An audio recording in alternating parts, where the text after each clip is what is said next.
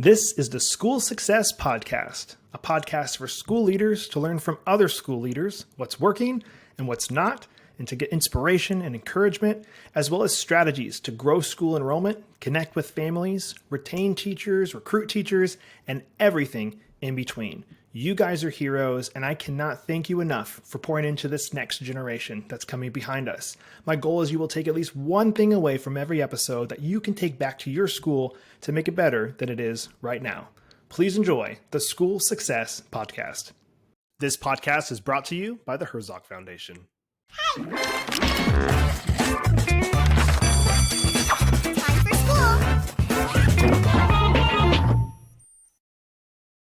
Hey, school success makers. Welcome to another edition of the School Success Podcast. I'm your host, Mitchell Slater. I'm joined by a new friend out of Newark, New Jersey, Father Edwin Leahy, who is the headmaster of St. Benedict's Preparatory School, of course, in Newark, New Jersey. And came across him from somebody who recommended him actually to be a guest on the podcast. So talked to a couple people and they were like, oh yeah, you definitely need to interview him. And so here we are interviewing him today, and I'm excited to dive in. But before we dive into all the fun stuff about the school, I always want to pass it off to the guests to introduce themselves. So Father Edwin Leahy, welcome to the podcast.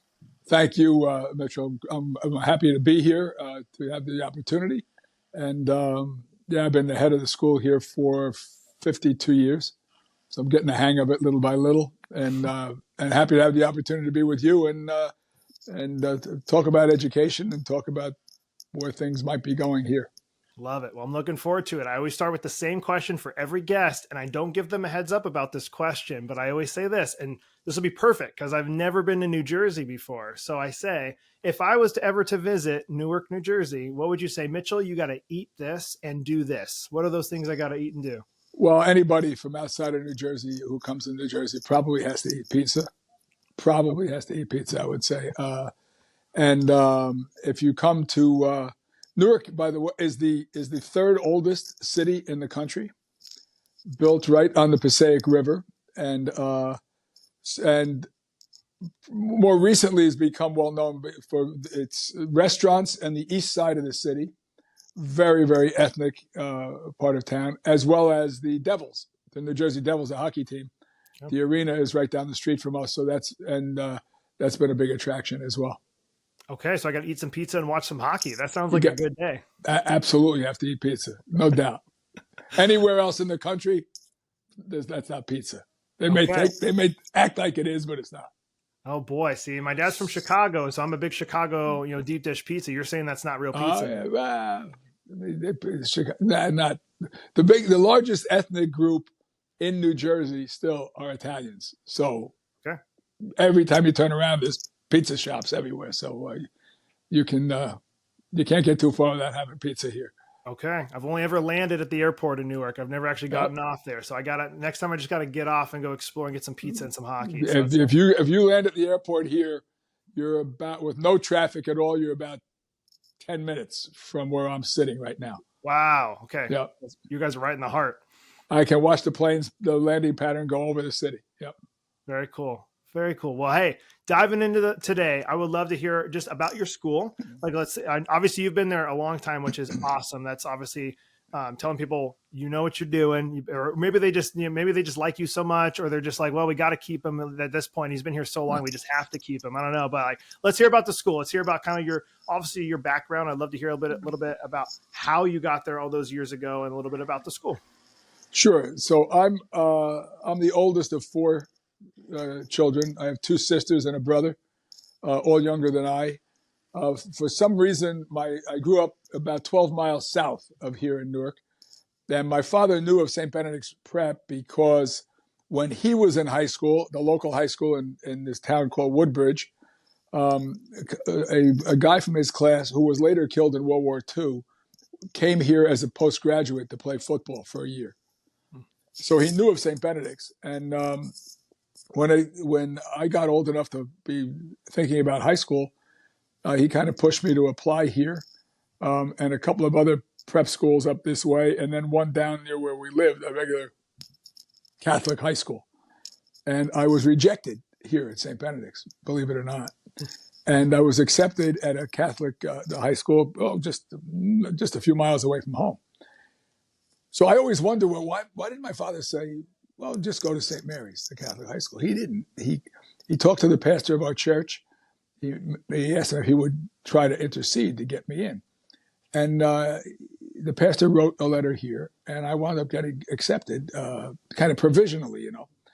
And the joke is, some of the people who probably rejected me wound up working for me. Right?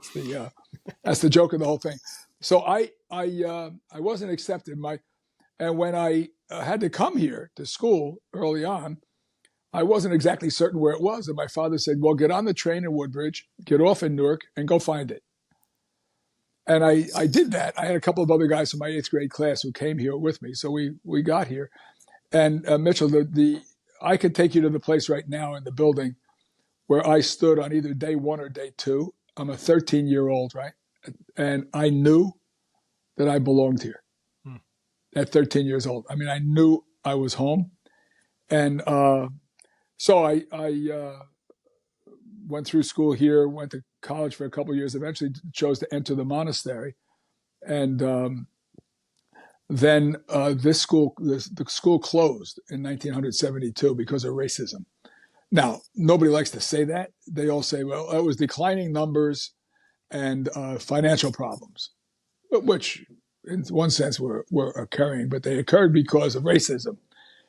So the school closed, and our life is similar to similar to a kibbutz in Judaism, or common life and common prayer that's common in Islam, that we pray several times a day in the monastery. And without the school, having to work all over the place to try to keep our life together made our life virtually impossible to live.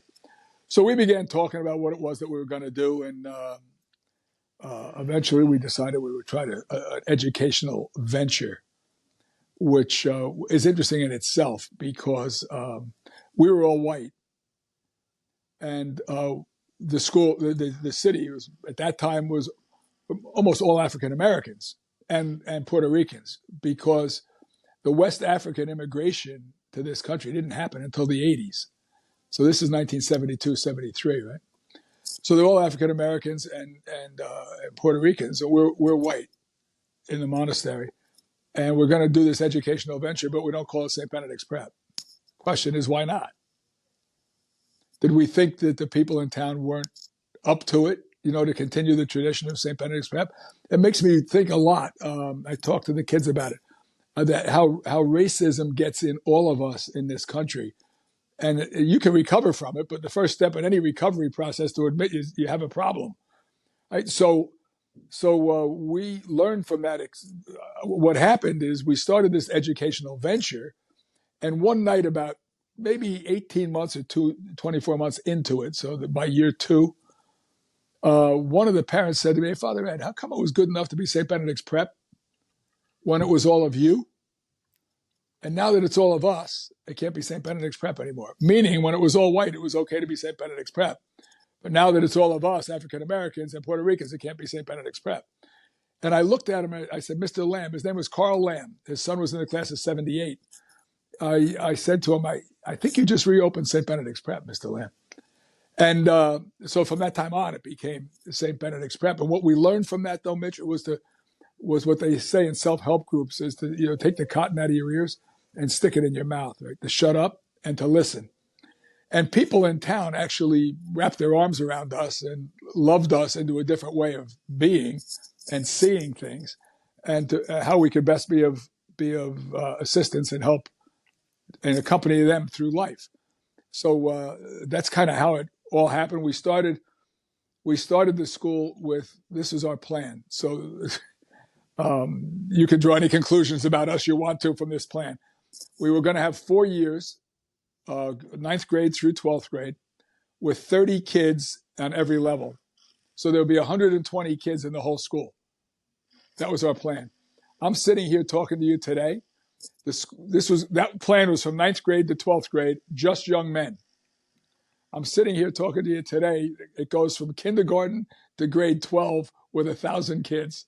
Wow. So the old Get Smart routine. You're probably too young to remember the Get Smart TV show, where the Max would say, "Sorry, Chief, missed it by that much." So, yeah, there's no way you could have predicted what happened. Man, well, you're also running this school a lot differently, it sounds like, too, from some of the things I've read and some of the things I've seen. So what are some of the things you're doing differently that maybe some of the local charter schools, private schools, Yep. Catholic schools, Christian schools are doing? What are you doing to make it different? So the charter school movement here in Newark is huge. They're like mushrooms popping up all over. And the Newark Public School. And as I say, we're still right now the biggest city in the state of New Jersey. But years ago, when I was very, very young in the monastery, one of the other monks flipped me a book. He said, "You ought to read this." So I'm probably at the time 21, 22 years old. And the book was called The Headmaster. It was written by John McPhee, who was a professor at Princeton, about the headmaster at Deerfield Academy up in Massachusetts. His name was Frank Boyden. And Frank Boyden revived kind of Deerfield. He took it over when there was only a handful of students in the early part of the 20th century. And he never had an office.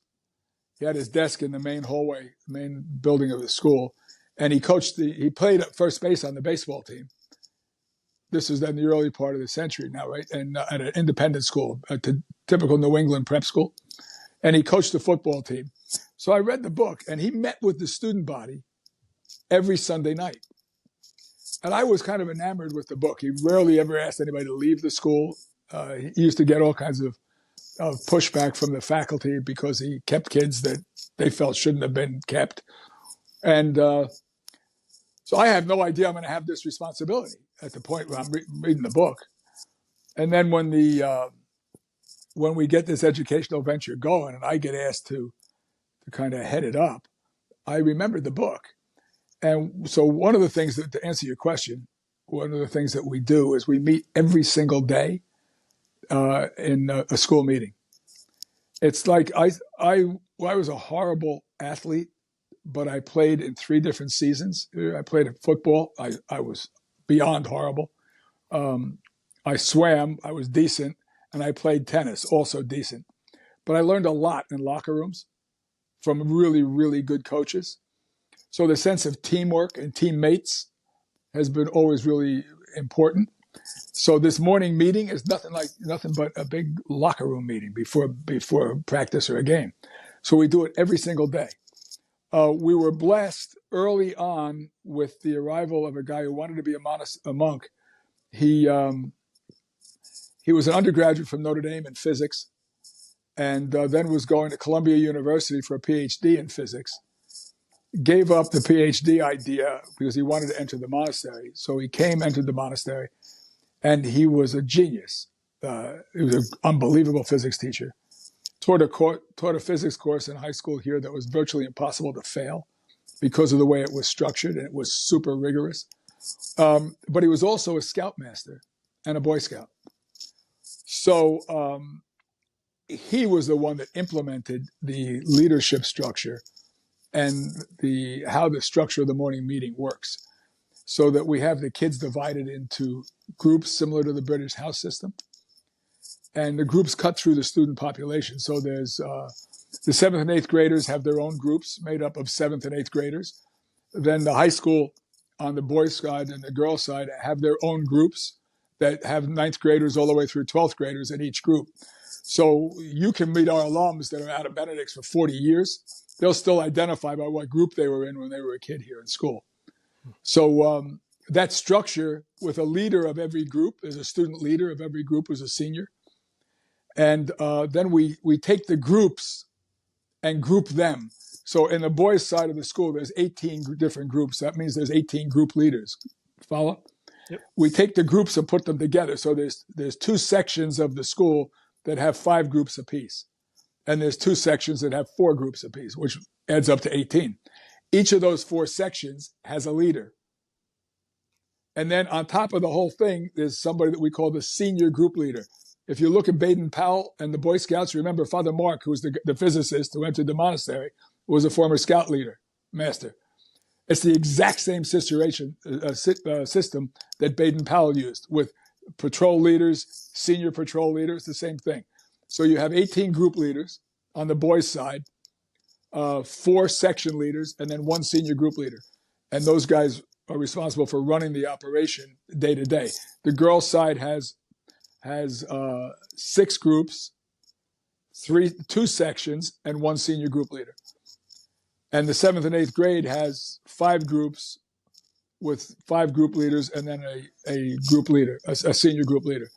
And now we also have K to 6 to have their own groups, the little kids. So, and it's all to put responsibility in the hands of the kids to run it. So one of the big mantras of the physicist, Father Mark, was don't do for kids what kids can do for themselves. So that presents challenges because the process of a teenager is completely different than the process of an adult. And then you add all kinds of other things into it, like who's a type A personality and who's not, right?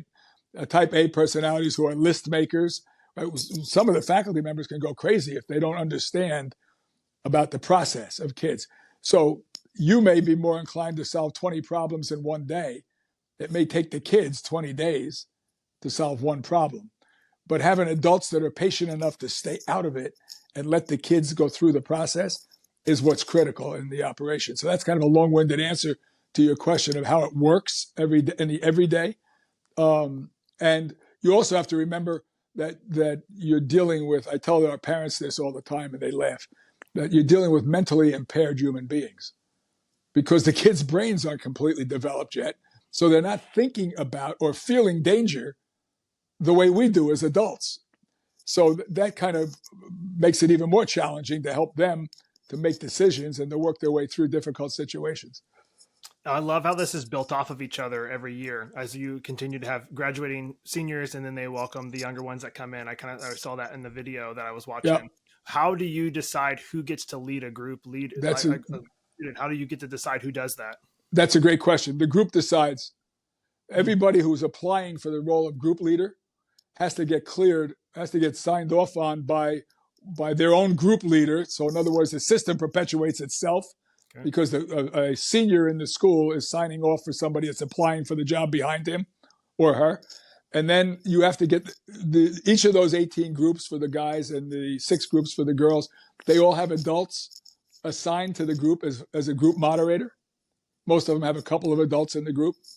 So you have to get signed off on by them as well. So, and you have to have performed well academically, been involved in the life. We talk about 3 A's, right? The academics, activities, and attitude. And all of those things have to be on a level acceptable so that the people sign off on it. And then you can be elected by your group. The section leaders and the senior group leader, they apply to the outgoing leaders. So this last year, for example, the class of 24 chose the people that are running the school right now for 25. So it's all done by the kids. Now, the adults have some say in the whole thing. They can veto somebody if they're not on the level of academics, attitude, and activities. But the system is perpetuated by the kids themselves. Okay. Is it something that when the student gets in as a freshman, do they hold that position all the way through, or does it have to be revoted? No, there's no freshman. The leadership of each group, if we've done the job correctly in teaching leadership skills and stuff, the leaders of every group in the school should be a senior. Okay. And then the section leaders and senior group leader are seniors. Each group has an assistant group leader who's usually in the 10th or 11th grade. Okay. Yep. So now that you've done this for many, how many years now has this part been in place? 49 or 50. Yeah. So great. So a very, very long time. What do you see now? I guess you really can't compare it to too many things before because this is all you kind of almost know. For 50 years, you've seen this in action. Yep. What do you see now every year that's different from some of the other schools of probably friends that lead other schools that you have or new colleagues? Like, what does your school see differently with this in action than other schools who don't have this in action? So I believe this is true of every school, but I don't think most people realize that it's true.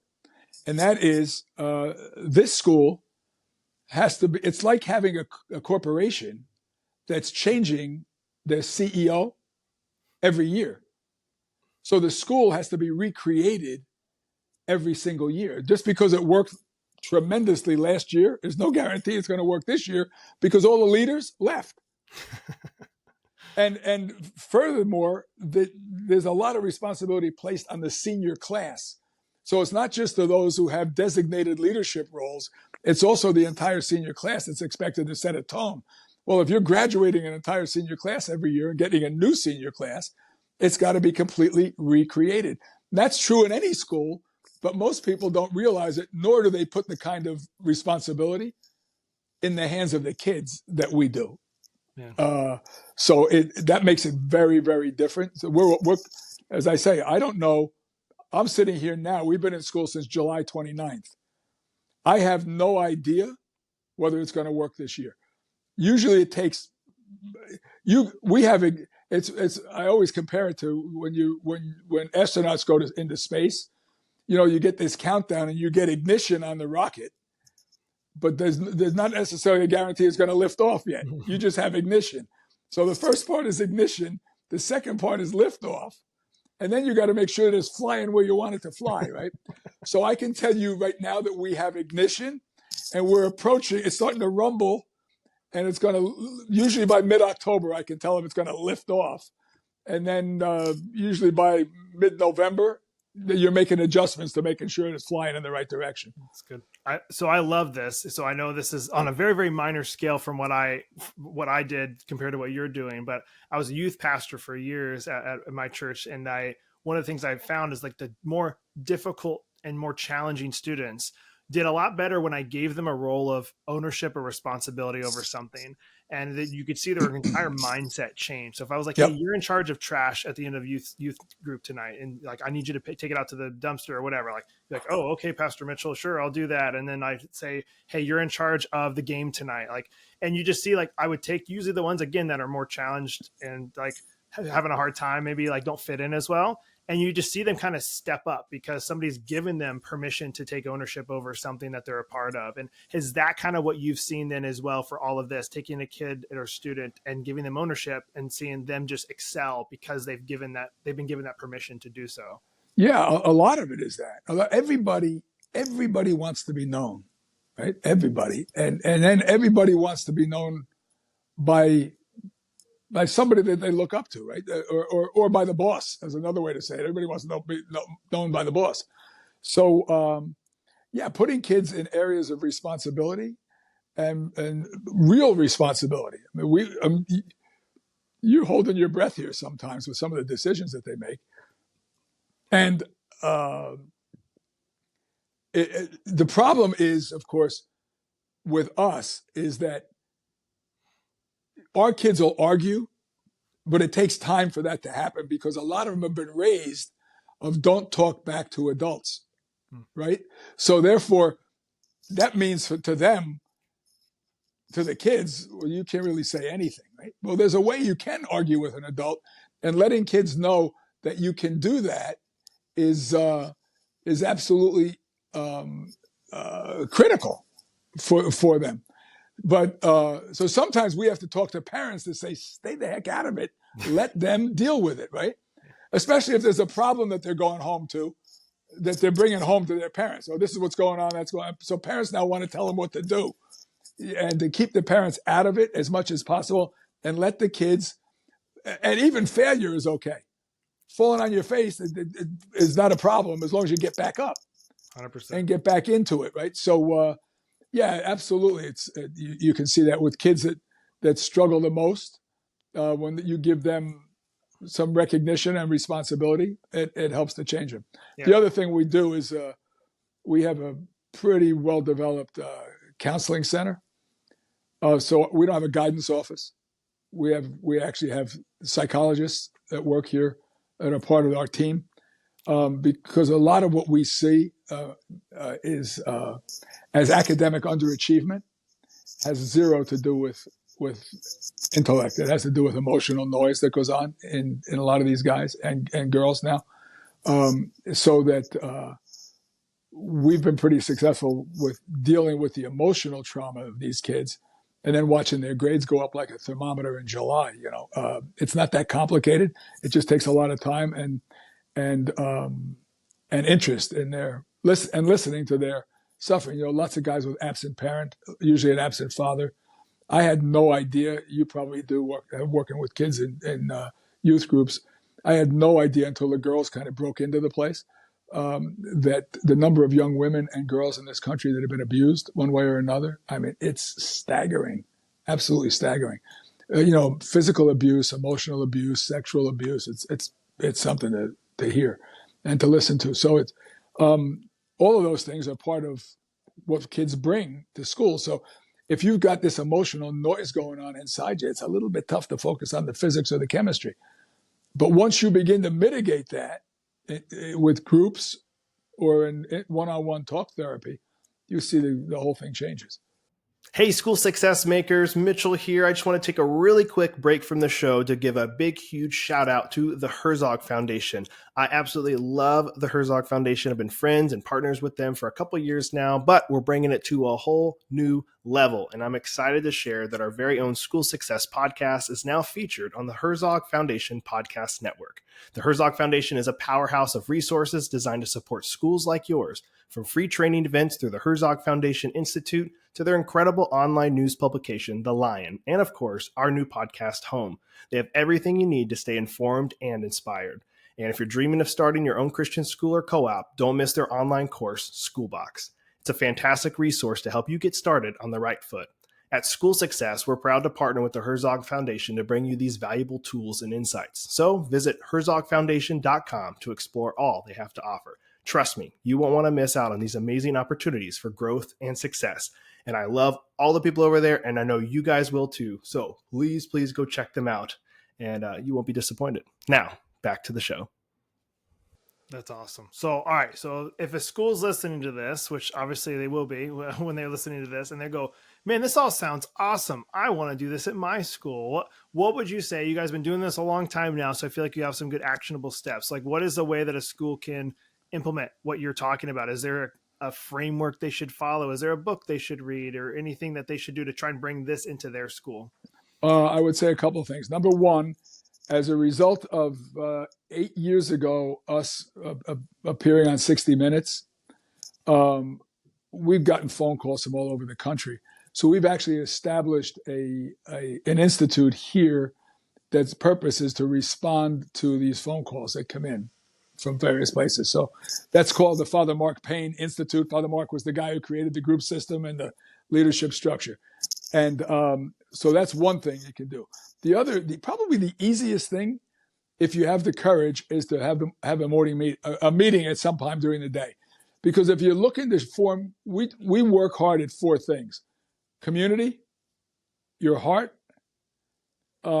leadership, and academics, in that order. So the academics is the fourth. Because if you're not doing the other three things, the academics aren't going to work for these kids. And what's been largely destroyed in this country is the sense of community. You can just look at the political situation going on right now, right? The sense that we're all in this together. I can tell you a story about that in a minute. But the in order to form community, the community has to be able to see itself. So meeting every day is essential, I think. So, and it's not that hard to do. That any school could begin to have a meeting and have whoever it is, whether it's one person or a couple of people, who are controlling the locker room, right? Giving the pep talk, getting guys and girls ready for the day, talking about the problems, things that we're not doing real well. I just told our guys this morning about this. I said, we stink at this right now, and we damn well better do something to fix it. Right? So that's one thing that you could do easily, I think. Being willing to put real power into the hands of the kids, that takes more of a discussion, I think, for some adults to be able to be, and having a school leader that's willing to take the risk. I tell our kids all the time, if you screw things up, in the end, nobody's coming after the 17 or 18-year-old senior group leader. They're going to come after me. So make sure that I've had an opportunity to participate in whatever decision that you're making. If you want to leave me out of it, you can do that. But you had better hit the ball out of the park. don't foul the thing up completely that I'm winding up in trouble with parents for something that you did and I had no voice in.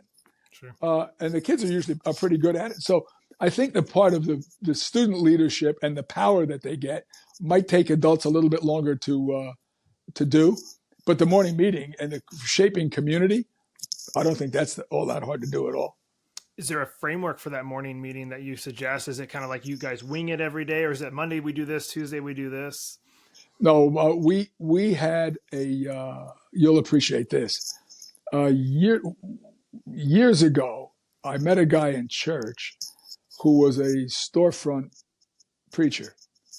And he was about 5'3", must have weighed 270 pounds, with long dreads, right? And you would look at him and say, there's no way kids are going to relate to this guy. Our kids would run, he's since died, but our kids would run through the wall for Reverend Winstead, right? And he wrote songs. He played absolutely everything in the key of F. I don't think he could read music. And he wrote all these songs, typical kind of the African-American kind of dispensation, that there's a lot of repetition in them because slaves weren't allowed to read, right? So this tradition in church was a lot of repetition in the songs that were sung. And he would use that. And he's been dead now for several years. We still sing his songs. And you can talk to alums because our morning meeting is broadcast. So you could come to the morning meeting if you wanted to. Okay. We had a guy at it the other day from California. So it was 5 o'clock in the morning. He was at our morning convocation. So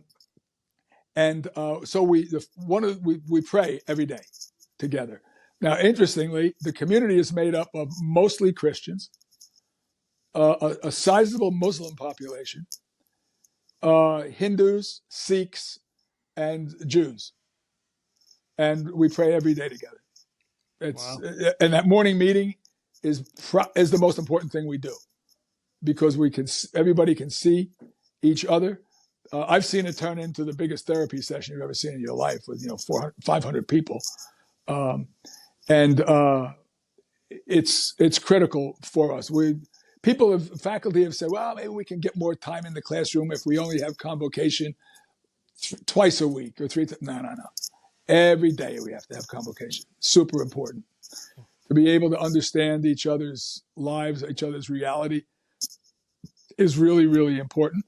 And so that's after we pray and sing. And if you know different church traditions, there's a format to the service, and unless the Holy Spirit wants to do something else with the service and takes it somewhere, and that happens as well, no doubt, here. So the convo is supposed to be, let's say it's supposed to be 30 minutes. Well, someday it may be 45 minutes. Now you just took 15 minutes off of the first period, right? So the leaders have to figure out how are they going to adjust the school schedule so we can get the right amount of time in classes. No adult does that. It's all done by kids. I don't know how the heck they do it. All I know is I get an email saying, this is the schedule for today from one of the students whose responsibility is the schedule. So, and then we make announcements. So it's an opportunity to celebrate achievements and to correct mistakes in that morning meeting. And we do attendance. Super important. So that everybody in the school, each group leader, because we sit in groups that I talked to you about, each group leader will stand up and call the names of anybody that's not there. So the entire division can hear who's missing because we're all responsible for each other. And we run, I don't know how much of you follow this stuff, but absenteeism in schools in this country right now after the pandemic is a huge challenge for a lot of places. If we drop it below 97%, I'm screaming like a banshee at people because everybody needs to know where the kids are. So kids will call parents and say, where's so-and-so today? What's going on? To verify where he is. Well, yeah, we find guys whose parents, I sent him to school. I dropped them off this morning. Got it. We'll figure it out. Right. So that's good. Attendance is really, really important to hear everybody's name that's not there and to know why. So the group leader is responsible for his or her guys or girls, and he better know where they are. If I ask, or if somebody else asks, where's so-and-so? I don't know is not an acceptable answer. Okay. You had better find out. Is there disciplinary action for, like, okay, let's say you ask a student and they're like, oh, I don't know where they are, and oh, sorry, I'm not doing that anymore. Like, how do you just pull, like, hey, you're not a group leader anymore? Or is there other disciplinary action you have to do? Yeah, if a group leader says that, how did you get home last night? My mother picked me up. Oh, is it okay for her to say, oh, no, I'm not doing that anymore. Figure out how to get home at 9 or 10 o'clock at night when you get back from a game. Your mother can't do that, can she? So don't tell me that. Do what you have to do. Stop whining about it. Figure it out. You hear that a lot, FIO, figure it out. We do a lot of work with spec ops guys from our military, the SEALs, Navy SEALs, former SEALs. Yeah, they'll say that all the time, FIO. Just figure it out. Yeah. I love that you brought up, we'll go to wrap it up. I want to make sure I'm respectful of your time, but you mentioned community, and I love that. And I don't know how it is, obviously, in Jersey. I know you're specifically talking about the school. One of the things in our area down here in Florida, specifically where we're at, I just feel like there isn't much community here in the infrastructure of the city of where we're here. Now, we get our community from, of course, our church and our small group, the students that we help lead. Like, that's where our community is our church community. But like neighborhoods, it's not naturally in the ecosystem of this. But my wife is from North Carolina, and that good old Southern hospitality is naturally in that area. Do you see like what is missing in these areas that don't have community? Because you're saying, hey, community is so important, which I totally agree with, but you're building that community inside the school. Are they not getting it outside the school at other places either? Frequently, they don't get the support. I tell you, I had an experience. This is what I said before. Remind me, I'll tell you this story. I had a friend of mine who since died, but he owned a huge feedlot in western Kansas, in Gove County, Kansas. And he raised cattle to take to market for beef. And in order to feed the cattle, he had thousands of acres of corn, wheat, milo to feed the animals. Right? And I was out there one summer, I think, with him for a couple of days, and he was going to go into town. His place was so far out of town, he would go in like once a month. So I went into town with him, and early in the morning, and all the men gathered in this one coffee shop, and they said good morning to each other. And the first question, Mitch, that they asked each other was, how about moisture? Do you have any moisture? And I'm saying to myself, moisture, they're talking about fractions of inches of water on the ground, right? To be able to have the crops make it. And so they're talking about, it's the first thing they asked. Moisture. And the minute it starts to drizzle in New York City or in Newark, it's a lousy day. But it's not a lousy day in Gove County, Kansas, right? So understanding the reality of somebody else is what we can't do in the country right now. You can't get people to talk to each other in Washington, D.C. It's craziness. Then further from that, I believe, I heard this in Israel with two Jews were talking to each other. And one said to the other, Irv, do you love me? And Irv said, yeah, you know I love you. So his friend Moish said to him, well, do you know my sufferings? And Irv said, no, I don't know your sufferings. So Moish said to him, well, how can you say you love me? So understanding the reality of somebody else and understanding the sufferings of the other is what's absolutely critical in order to create community, right? So why is at convocation in the morning meeting, Tyrone Smith is absent? Why? What's going on in Tyrone's life that's causing him not to be able to be here? Could be he's sick with the flu. That's one thing. But it also could be what happened last night. What challenges is he dealing with? What sufferings does he have? That's what we're looking to get kids to be able to understand and then to act on, to shape their life according to understanding the sufferings of the other, an empathetic heart, right? I love that. That's so important. And as we wrap up, to be respectful of your time, I have one final question for you. And it is obvious with all the school leaders that are listening to this episode, if you had to give one piece of advice, if you could, I know you've been doing this a long time though, but if one piece of advice, what would that one piece of advice be? Love those people that are entrusted to your care. Now, what do I mean by love? Accepting love in the dimension of my faith is accepting the other the way the other is. Not the way we'd like them to be, not the way we want to try to fix them to be, right? It's accepting them the way they are and walking with them from there. So I think that's the most important. Frequently, we want to fix the other rather than accepting the other. That's good. Just like, Jesus was a perfect model of that one for us, of how he You loves. got it. That's awesome. That's it. Awesome. Well, hey, thank you so much for taking time out of your day. I know you are a busy guy and you're leading a great school. I just want to say thank you. Wishing you and your school nothing but the best as you guys continue to grow and pour into those students in the Newark, New Jersey area. Love what you guys are doing. I'm a big fan. So thank you again for hopping on the podcast today. Thank you, Mitch. And we come to Florida to visit our alums. When I get down to that neck of the woods, I'll let you know. Please do. We'd love to have you. Okay, good. Well, another huge shout out and a thank you to Father Edwin Leahy for taking time and being on the podcast today. I love what he's doing at his school there in New Jersey. And I love that he's just giving more and more ownership to these students to say, hey, you are the leaders. We want you to take more ownership of what you're doing. And here you are. Here it is, and have at it. And that failure is okay because you can learn from failure. So many great nuggets from this episode that I'm hoping you guys are encouraged and inspired that you can take some of these back to your school to implement some of them.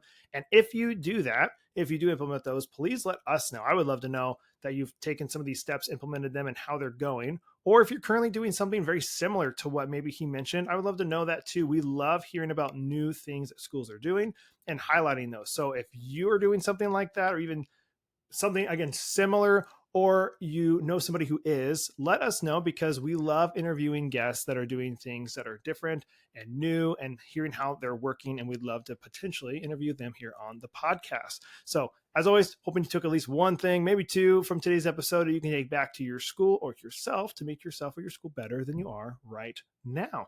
Well, before I let you go, guys, I want to make sure you are familiar and know of our 3 free resources that we have over here at School Success. First one is, of course, the podcast you're listening to. I think we're close to, goodness, is 150 episodes or something. It's been a lot. It's been a great couple of years doing this, and we're going to continue to drop new episodes every Monday.